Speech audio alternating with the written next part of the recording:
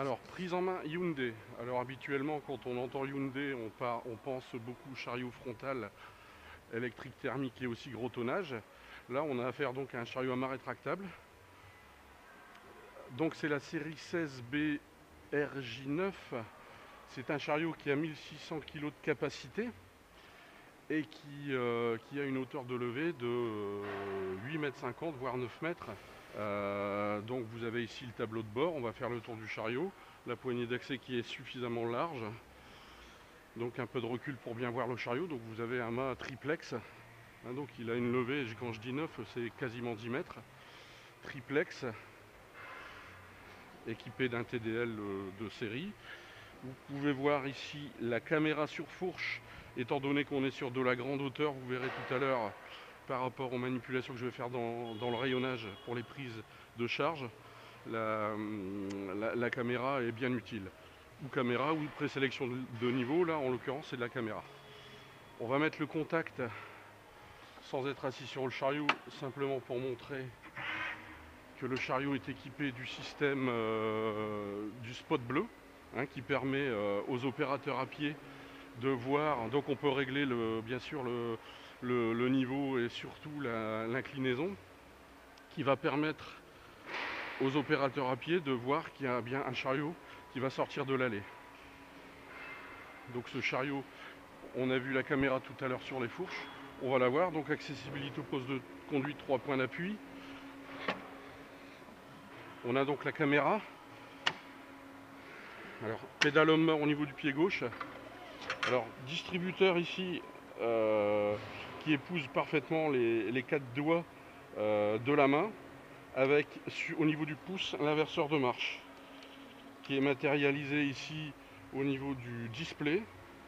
Donc on a le niveau batterie, on a la vitesse, on a l'heure et après c'est bien sûr les codes techniciens pour le dépannage au niveau des variateurs, etc.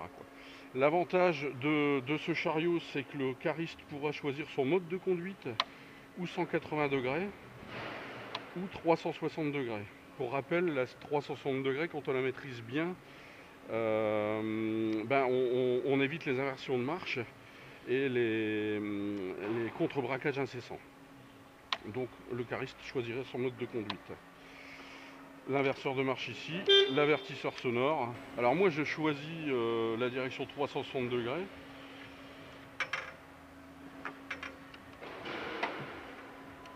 Donc inversion de marche, accélérateur frein.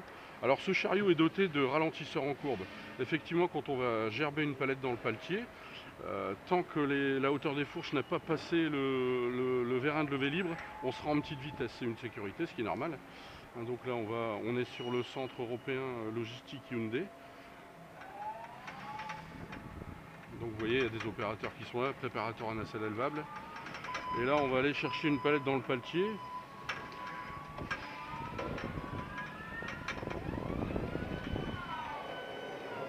Alors direction 360 degrés. Vous voyez, pas besoin d'inversion de marche. Alors là par rapport à la caméra, je sais pas si vous le distinguez, voilà, on va se mettre au bon niveau. Alors la caméra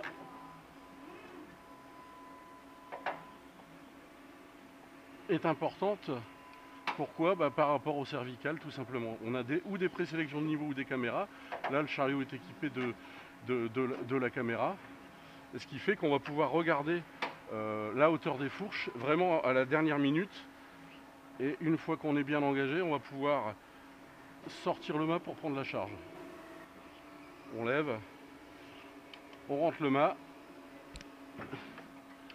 inversion de marche. Donc on va sélectionner l'inversion de marche simplement au niveau du démarrage du chariot. Après on n'a plus besoin de l'utiliser.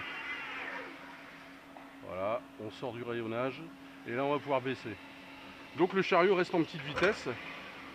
Et là une fois qu'on a passé le vérin de levée libre, là effectivement on va à vitesse normale. Donc là on arrive à peu près 10,5-11 km/h, ce qui paraît peu peut-être, mais ce qui est relativement important dans un magasin de stockage. Voilà.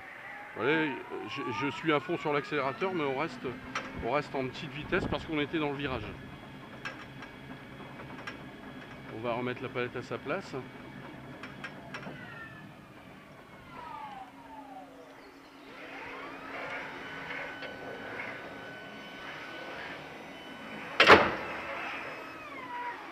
Donc là, moi j'ai l'habitude de regarder parce que la caméra, il faut s'y habituer, bien sûr. Voilà. Là, on est au-dessus de la lisse. Voilà, on se positionne bien, regardez. On est un peu limite. Voilà. Là, les lisses de rayonnage sont bien rapprochées les unes des autres afin d'optimiser un maximum le stockage. Voilà, on l'a remis à son emplacement, on va baisser les fourches. Donc la caméra, hop, voilà. On va rentrer le mât. Voilà, et une fois qu'on est sorti du gabarit de la palette, on va pouvoir, hein, vous voyez, la caméra, voilà. On jette quand même un petit œil, bien sûr, bien évidemment.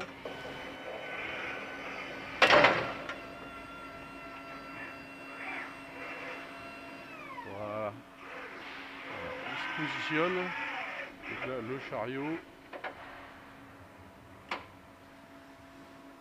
Voilà, on est positionné devant la charge. On sort le mât. Vous voyez en haut là? Et la caméra. On décolle la charge. On monte le mât. On sort de l'emplacement. Donc bien repérer l'emplacement. Parce que forcément toutes ces pièces sont informatisées. FP010202, c'est l'emplacement de stockage où je suis allé la chercher. Voilà, on passe la levée libre. Ouais, c'est un beau magasin, hein. Flexible, des rayonnages cantilever également pour les charges un peu plus longues. On arrive au niveau du hall de réception, un petit coup de klaxon.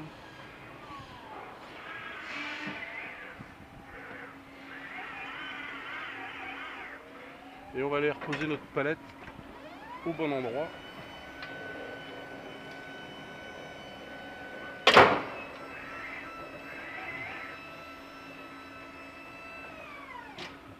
Donc là malheureusement, alors je pense pas qu'on ait d'altimètre.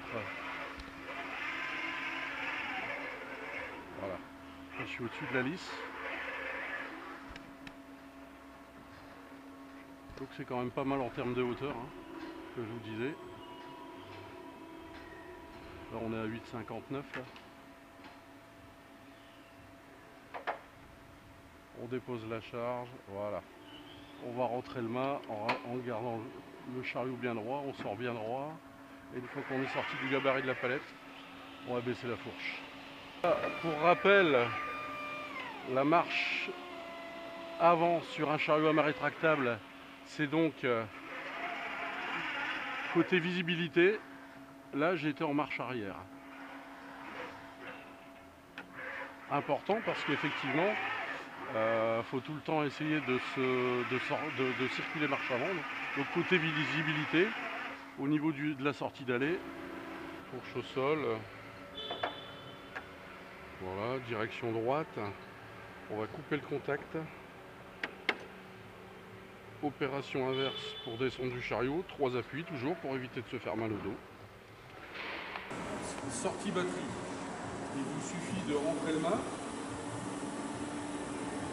Avec le talon du pied droit, déverrouiller la batterie pour ensuite sortir le mât. Alors là c'est mal fait. Alors, voilà. D'avoir accessibilité à la batterie. Pour rentrer la batterie, opération inverse, on rentre le mât et elle va se verrouiller seule. On vérifie tout le temps que ce soit bien verrouillé. Effectivement, c'est bien verrouillé.